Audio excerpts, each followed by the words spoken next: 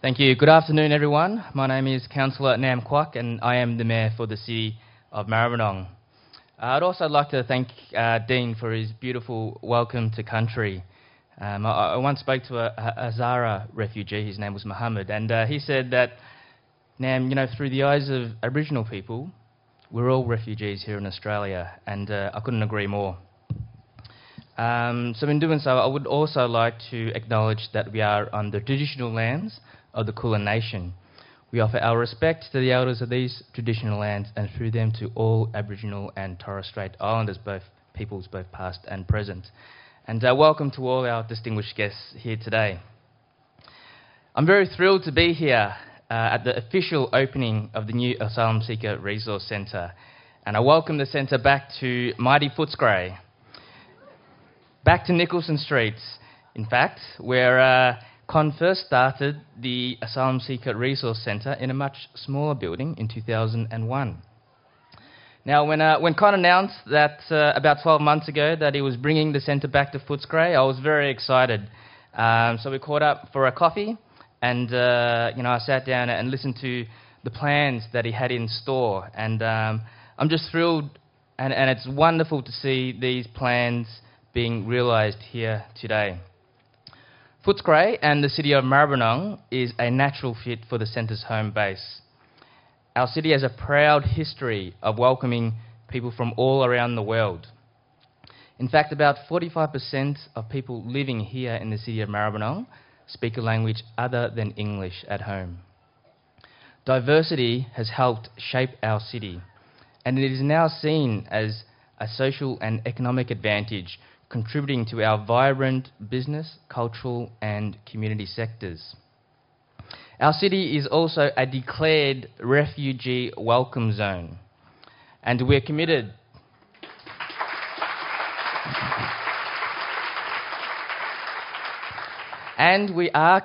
to supporting the work of the ASRC in our community. And that's not lip service. I can say quite literally that I very happily helped paint these here walls during many of Con's working bees. Each working bee seemed to be the final working bee. And I'm actually quite chuffed to see Con in a suit and tie today, because I've always seen his work ethic, really bringing up a sweat. But as a council, I'd like to say that we are very supportive of the work that Con and the ASRC are doing here in our city. And again, that is not lip service. We've actually published a multicultural policy and action plan which specifically identifies and names the ASRC as an entity we wish to support. Now, as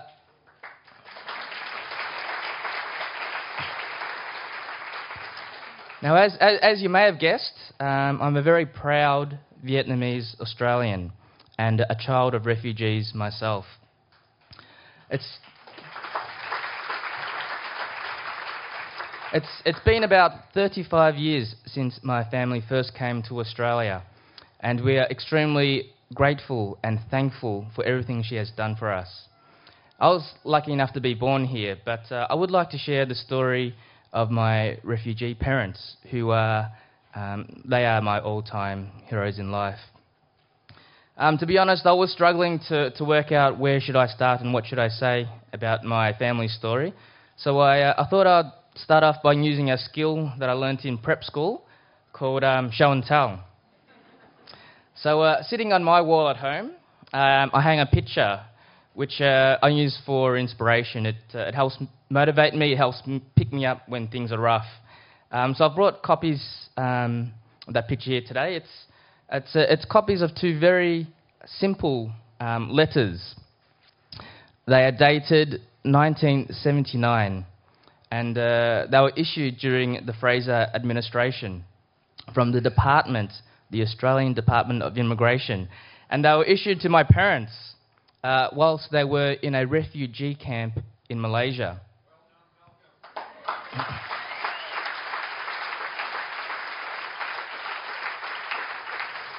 It's a very simple letter. It's hand-typed. There's some particulars, dates, times, names, and some IDs. There's not much text, only a few lines, so I'll just read out the main part, which says, Letter of authority to travel to Australia, subject to grant on arrival of an entry permit under the Migration Act 1958 as amended. Now there's a few particulars, dates, etc., but point 7 I'll read out, which is my favourite point. Type of entry permit to be issued on arrival. Resident. Now it doesn't say temporary protection visa, it doesn't say temporary resident, it says resident. And there's some photos for ID, and you can see my father here with my oldest brother. My father looks quite happy there. I think my brother's a bit confused.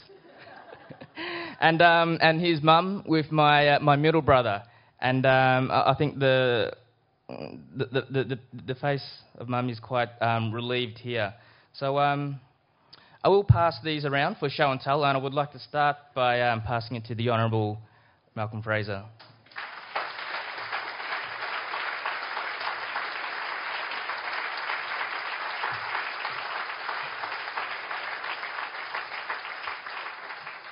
Now, I would like to make a point just here with the photos of my brother, my middle brother, and my oldest brother. And we've spoken about children here today. And to the Minister, Scott Morrison, can I say, how dare you use children as a bargaining chip? Shame on you. But as the letters go around for show and tell, I'd like to briefly talk about my family's story. So what had brought them to a refugee camp in Malaysia in the first place? Well, Dad had been a fighter in the Vietnam War as a naval captain, having completed his military studies at the Newport Naval College in the United States. After the fall of Saigon in 1975, Dad continued to push his politic for a free and democratic Vietnam. And as a consequence, he was captured by the Viet Cong, taken away and thrown into a prison. And Mum recounts the experience to me on the day. Unable to return to her own house, she took shelter from the rain under the cover of banana leaves with my toddler brother, as she worked out what on earth she would do without Dad. She would find solace in family, whilst my father was persecuted in prison. Several years later, after Dad's release from prison, he knew that the only way to live the virtues of liberty and democracy that he had fought for, without risking further imprisonment, was to leave Vietnam, and they did so via boat. So in 1979, my parents left Vietnam and arrived to Malaysia, along with around about 300 other refugees in the same vessel. Dad was the captain of the boat, Captain Quach, given his naval background, and Mum was by his side. Mum's journey was especially traumatic because she was pregnant when they had left Vietnam. Halfway through the seaward journey, they were attacked by Hainanese pirates. Dad's boat had run out of water. Many goods had been pillaged, and a number of deaths had been sustained. And then, on a rickety refugee boat out at sea in the middle of nowhere, Mum decided to have a baby. And Dad had no choice but to deliver the baby himself, my middle brother. Now, I'm not sure who was steering the boat at this point in time. Probably my older brother. But the delivery was a success. Though Mum nearly lost her life in the process. So you can imagine the relief they felt when they finally reached land. Now, only after about 3 months in a refugee camp in Malaysia, my family had been evaluated and recognised as refugees. They had applied for and received their letters of acceptance as residents into Australia, and these are the letters that I hang in my wall. Now, the rest, as they say, is history. The Australian society welcomed my family with open arms and open hearts. The Aussie spirit of kindness helped my parents settle in, find their feet, and embrace what it means to be Australian. They would find work in local factories and raise 3 boys to put them through uni to allow us to chase an Australian dream. So you can see why my parents are my heroes. And it is because of them and their struggles that I stand here today before you as the Mayor, dedicated to improving the lives of those in our city. Now, I'd like to finish off just to come back to the letters which I hang on my wall. You know, it took 3 months whilst in Malaysia to receive these letters of acceptance into Australia. Now, this was in 1979, during an avalanche of hundreds of thousands of refugees fleeing Vietnam. There was no internet, there was no Wi-Fi, everything was hand-typed. But what there was plenty of goodwill, plenty of humanity, and plenty of compassion. And looking at the work at the ASRC, I know that these values are still incredibly true and reflective of the Australian spirit we know today. But perhaps most importantly, President, in 1979, which was lacking today, was that there was an abundance of political will to make it happen. Not because it was a bargaining chip or a political election football, but because it was the right thing to do. If it wasn't for the leadership, the foresight and the decency of Prime Minister Malcolm Fraser, then I wouldn't be here today as the democratically elected Mayor for the City of Maribyrnong.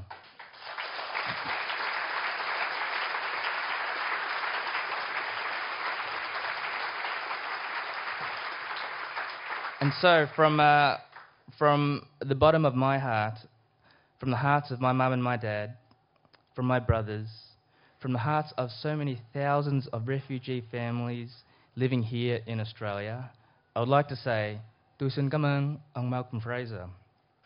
Thank you, Malcolm Fraser. Thank you, Australia. And a very big thank you to the ASRC. The return of the ASRC to Footscray is truly an asset for our great city, and I wish you Godspeed in all your future work here in the City of Maribyrnong. Thank you very much.